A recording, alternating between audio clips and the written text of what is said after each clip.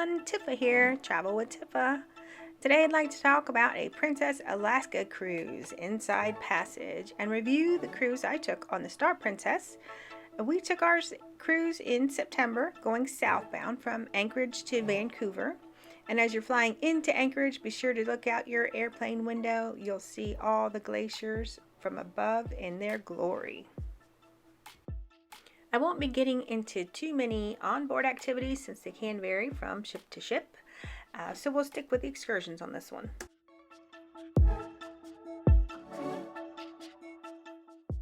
After we landed in Anchorage, we were told to look outside quickly before the clouds came back because Denali was showing us her peak over 242 miles away.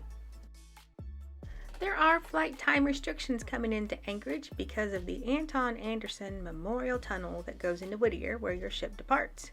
It is a 2.5 mile long tunnel. It is one lane shared by train, cars, and buses, and it changes direction every 30 minutes. Trains do always get preference, but as soon as you exit the tunnel, you'll see your ship on the other side waiting for you.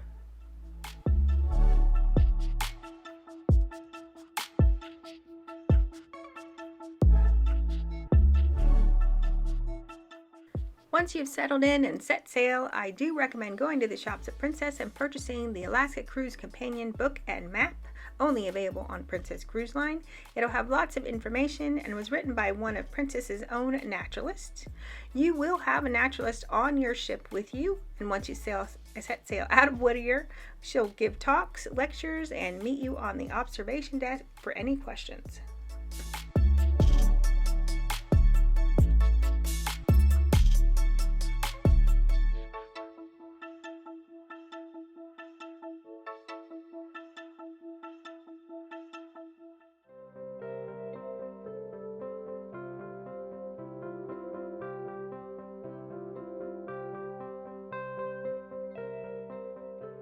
Our first cruising day was Hubbard Glacier, one of the most active glaciers, and the sounds of thundering movement and sights were amazing.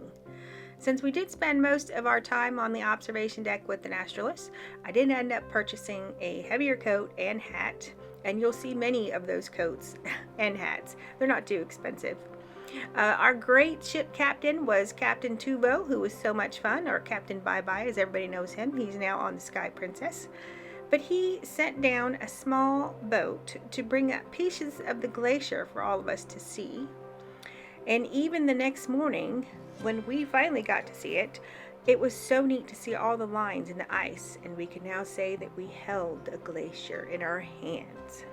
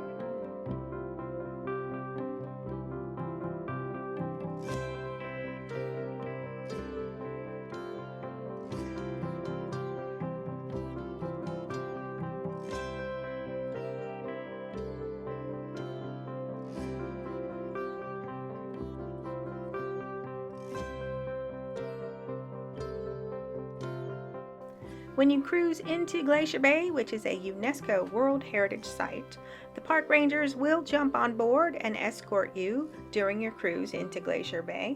They are on board to narrate and answer any questions that you have.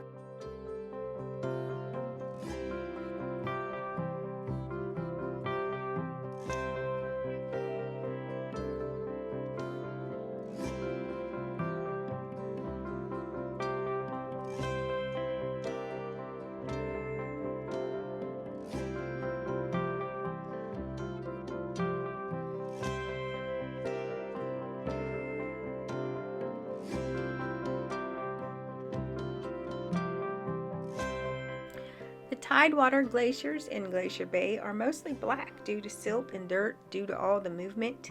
Glacier Bay only allows 2 ships a day into the area, and one is always Princess.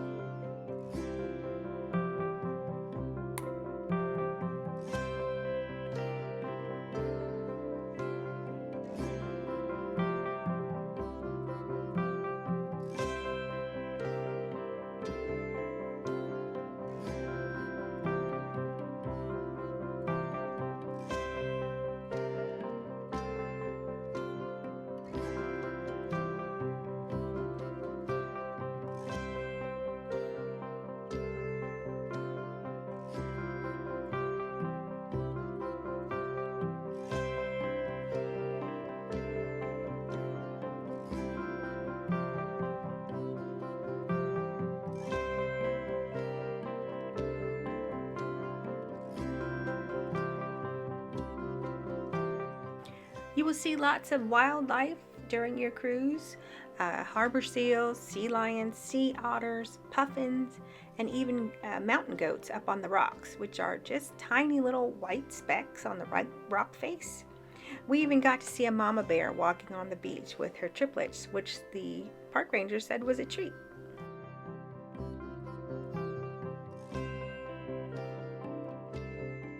Our first land stop is Skagway, home to the historic White Pass Railway. We docked right next to the train and were able to do the half-day train excursion.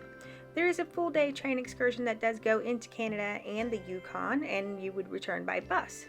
Our half-day train excursion went up to the US-Canada line, did an engine reposition, and we came back down into town.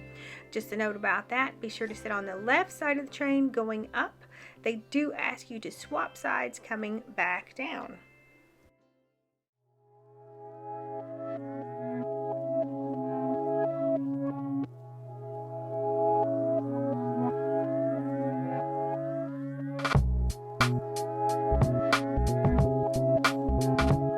Skagway was our only chance to do 2 excursions at one port, so we went back to the ship, had lunch, and grabbed our hiking stuff and got ready for the Chilkoot hike and float. The hike was beautiful, but definitely not a flat path. The float was amazing. We even had an eagle swoop down and grab a fish and sit and have some lunch while we floated by. We even had a harbor seal play peekaboo with us several times. Be sure to check out your cruise planner online for the numerous excursions available. It's so hard to pick just one, and in some places there are just so many excursions available.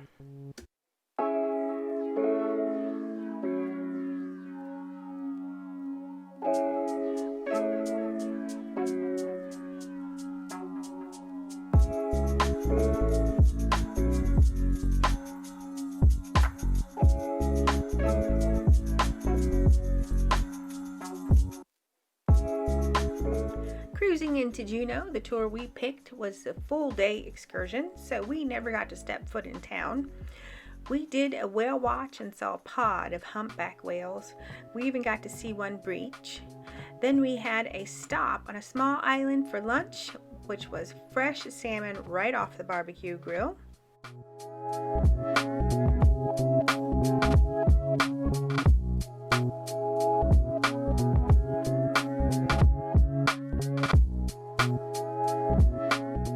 Afterward, we took the bus to Mendenhall Glacier, where we skipped the visitor center and took the 1.5-mile trail to Nugget Falls and got to enjoy the falls in all its glory.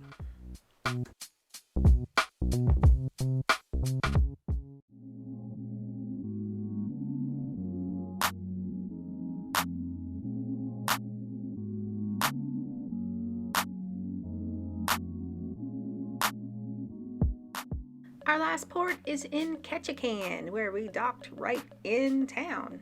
A quick walk down the street to Creek Street, where the local art and wares are. This is where you can buy some amazing silt soap and different silt products that are great for your skin. Just keep in mind that in September, this is the last of the salmon run, and yes, you can tell because of the smell.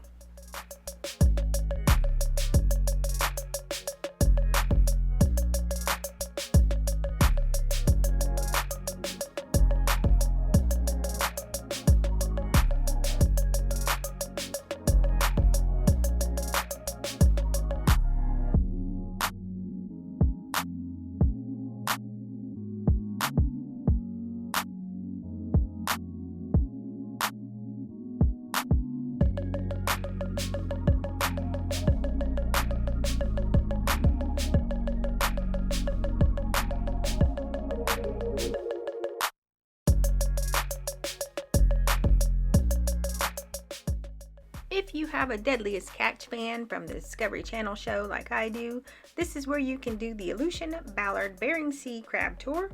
This ship was in the early seasons of the show and now do a great job of teaching conservation efforts.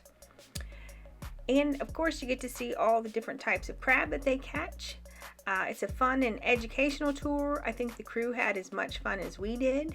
We even got to see an eagle swoop down and grab a snack.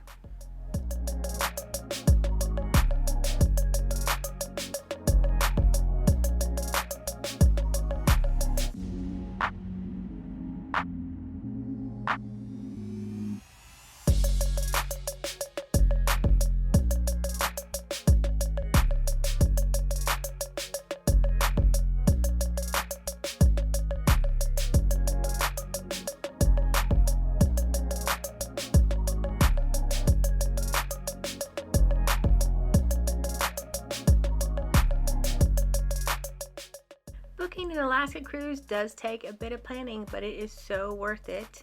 It is a cruise that people do over and over because it's different every time.